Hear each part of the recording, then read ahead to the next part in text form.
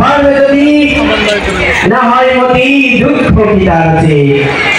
আমাদের দুঃখ তখনই পারে যখন আমরা ধর্ম ভুলে যাই। আর ধর্ম মূলত হয় আদর্শে। বিজ্ঞানী আইনস্টাইন তার একটি গ্রন্থে from opinions and ideas বলছেন, I am absolutely convinced that no wealth in the world can help humanity forward. The example of pure and individual person is only thing that can lead to noble thoughts and deeds. আমি নিশ্চিত যে পৃথিবীর কোনো ধন সম্পদ অর্থ বিত্ত টাকা পয়সা মানুষের সামনে দিকে এগিয়ে নিয়ে যেতে পারবে না। একমাত্র সদ্গুরু পুরুষোত্তম ওই আদর্শে পুরুষই পারে মানুষের সামনে দিকে এগিয়ে নিয়ে যেতে। আমরা আদর্শকে ধরিয়ে দিতে চাই না, যেটা বলা হচ্ছে দীক্ষা গ্রহণ করা বা গুরুকে গ্রহণ করা।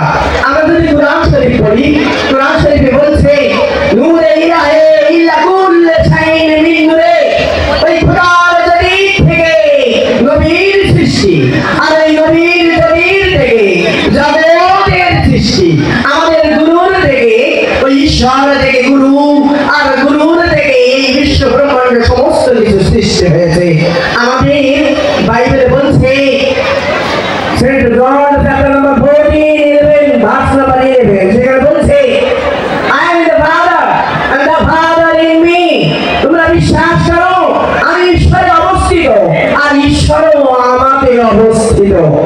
দাদা মায়েরা, সেই গুরুই ভগবানের শাখা। অনেকেই আমরা হিন্দু ধর্ম সনাতন ধর্মাবলম্বীরা গুরুকে কেউ যদি ভগবান বলে সেটা নিয়ে মারামারি দ্বন্দ্ব করি, কিন্তু ভাগবত কি বলছে জানেন?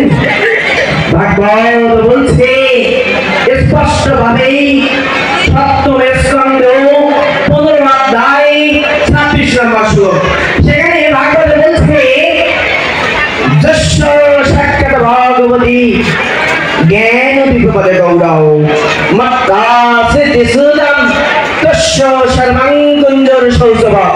গুরুই সাক্ষাৎ ভগবান। যারা গুরুকে স্বাভাবিক মানুষ ভাবে তাদের সমস্ত তপস্যা হস্তে জানেন নাই বৃথা হয়ে যায়। শ্রী ঠাকুর অনুকূলচন্দ্র এই যুগের সদ্গুরু। দাদা মায়েরা, তাকে ধরলে আজকের যে যুবকেরা আজকে যে চরিত্রহীন হচ্ছে, আজকে যে সুন্দর সমাজ বিনির্মাণ করা যাচ্ছে না, তার মূল কারণ ওই আদর্শকে আমরা ভুলে যাচ্ছি, এই ধর্মকে আমরা ভুলে যাচ্ছি। আমি যখন ঢাকা বিশ্ববিদ্যালয়ের ছাত্র, আমাদের দারোয়ান তাকে আমরা মামা বলে ডাকতাম। মামাটির ছেলে এইচএসসিতে এ ক্লাস পেয়েছে, আমাকে নিশ্চিত হয়েছে ভালো সম্পর্ক। আমরা যেহেতু রাজনীতি করতাম, উৎপল সাহার গ্রুপ করতাম জগন্নাথ হলে, রমনা কালী মন্দিরের এখন সভাপতি মনে হয়। তো এই রাত্রে গভীর রাত্রে আসলাম, মামাটি সারা রাত জেগে থাকতো। দিনের বেলা যখন ওই আমরা টিএসসি দিয়ে যেতাম, ক্লাসের দিকে যেতাম, কলা ভবনের দিকে, একটা মামাটি বাদাম বিক্রি করছে, মামাটি চা বিক্রি করছে। বাবা তো এমনই হয়, সন্তানকে মানুষ করার জন্য তার জীবনের সর্বস্ব বিকিয়ে দেয়। বাবা পিতা এমনই হয়, মাতা এমনই হয়, নিজে না খেয়ে সন্তানকে খাওয়ায়। আর আজকে আমরা যুবক হয়ে আজকে আমরা সেই পিতা মাতাকে কষ্ট দিচ্ছি। শ্রী ঠাকুর অনুকূলচন্দ্র বলছেন জন্মদাতা পিতা মাতা পরম শ্রদ্ধার ধন, সেবায় তারা তুষ্ট হলে ঈশ্বর তুষ্ট হন।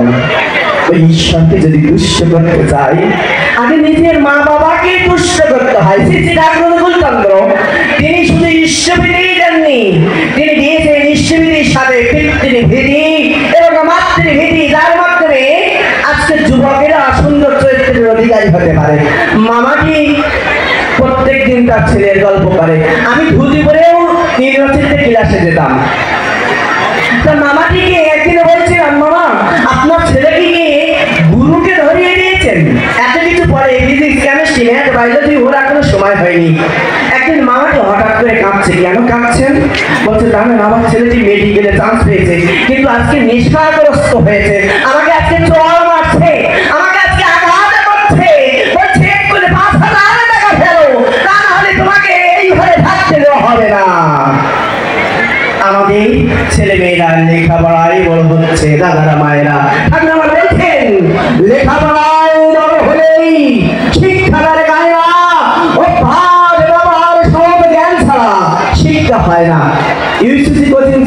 জেনারেল কোচিং সেন্টার, বিভিন্ন কোচিং সেন্টারে ক্লাস নিতাম।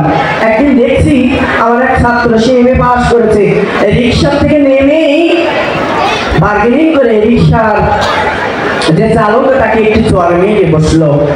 আমি কিছু বললাম না, দূর থেকে খেয়াল করলাম পাশেই একজন নামলো রিক্সা থেকে, একজন সবজি বিক্রেতা। সে রিক্সা চালককে 20 টাকার পরিবর্তে 30 টাকা দিয়ে সুন্দর ব্যবহার করে চলে গেল।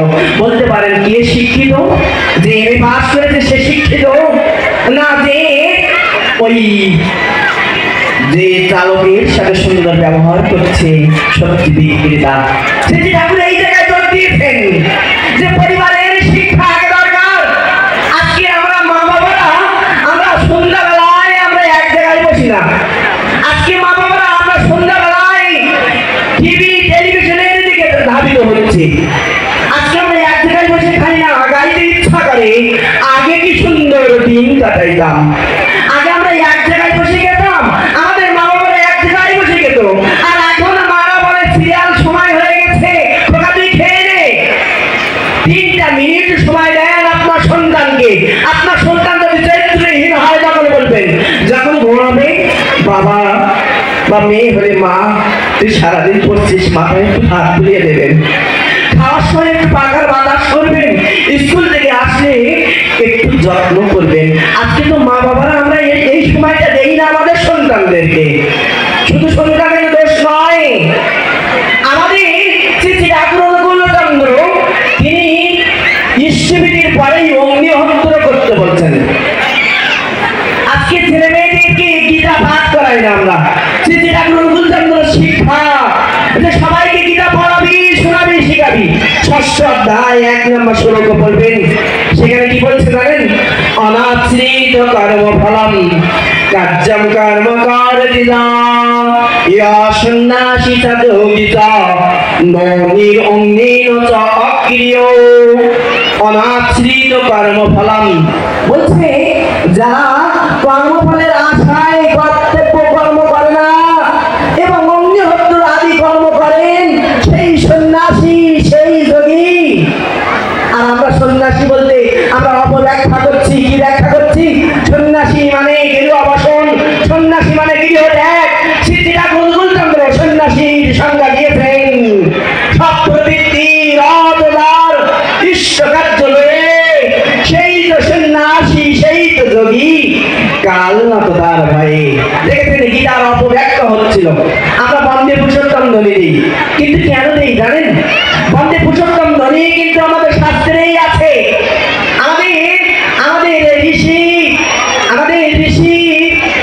আমাদের ঋষি তারা যে গ্রন্থ লিখেছেন আমরা যদি পড়ি, সেই ঋষি তার গ্রন্থে বলছে 2য় অধ্যায় 56 নম্বর শ্লোকে বলছে যে ধ্যাত শ্রীত পূজিত বায়স্ত বামরিত বিবা যে পদম দদাতি সস্তাম বন্দে পুরুষোত্তমম। যার ধ্যান করলে, যার পূজা করলে পরমেশ্বর খুশি হন, সেই পুরুষোত্তমকে বন্দনা করি। আজকে আমরা বন্দে পুরুষোত্তম ধরে দিতে যাই না।